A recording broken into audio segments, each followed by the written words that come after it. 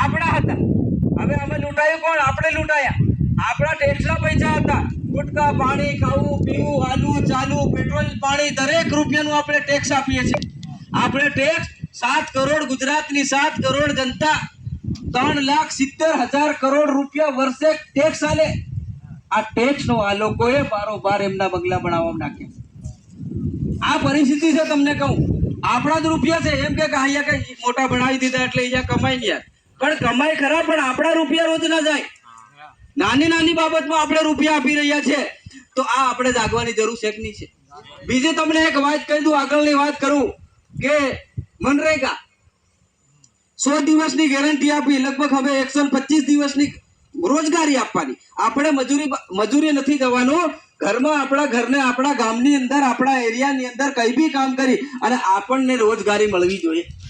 તો આપણને રોજગારી મળે છે? રોજગારી મળે છે? એમ કહો પેલી બાજુ બોલો, મજા આવે તો શું છે? થોડીક આપણને થોડુંક મજા આવે. મળે છે? નથી મળતી ને? કેમ નથી મળતી? આજે તમે આપણે જોઈ રહ્યા છે, આપણે જાગ્યા છે. એનું કારણ તમને કહું છું. 71 કરોડ નો ભ્રષ્ટાચાર સાહેબે કર્યો. સાહેબના છોકરાએ 71 કરોડ નહીં, 433 કરોડ રૂપિયાનો ભ્રષ્ટાચાર.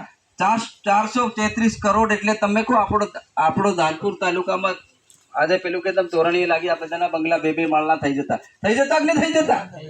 તો આ પરિસ્થિતિ છે. હવે તમે વિચાર કરો, 400 કરોડ ની અંદર 435 કરોડ ની અંદર કોઈ નેતા નહીં બોલ્યા. એક નેતાએ, ગુજરાતનો કોઈ એક નેતા એવું નહીં કે તમે કેમ આ ચોરી કરી એવું કીધું કોઈ? મને તમે કહો, કોઈ સ્ટેટમેન્ટ હોય મને કહો. કોઈ નહીં કીધું. કેમ નથી કીધું એ તમને હવે કહેવા જઈ રહ્યો છે. આજે તમે વિચાર કરો કે ભ્રષ્ટાચાર આટલો બધો થયો, કોઈ બોલતા નથી, પણ એમને પોતાનું દેખાય છે. એમને પોતાનું પરિવાર દેખાય છે, પોતાનો બંગલો દેખાય છે, પોતાની ગાડી કરવી છે. એમને કશું કરવું નથી. આજે તમે વિચાર કરો, એનું મકાન હશે, કોઈ તાલુકા સભ્ય, કોઈ જિલ્લા સભ્ય, કોઈ ધારાસભ્ય હશે, XYZ બીજેપી નો કોઈ બી મોટો નેતા હશે, એનું મકાન જોશો તો તમે ચારો બાજુ લગભગ 100-200 ફૂટની અંદર આજુબાજુ કોટ તો કોટ હશે. કોટના દિવાલ પર પેલું લાઈટ પણ હશે. સાંભળજો વાત. અને બીજો ચોર આવે એમ કરીને પેલો કાચના કપચા નાખેલા હશે. થોડા અંદર જશો તો ટાઇલ્સો નાખેલી હશે લાખો રૂપિયાની.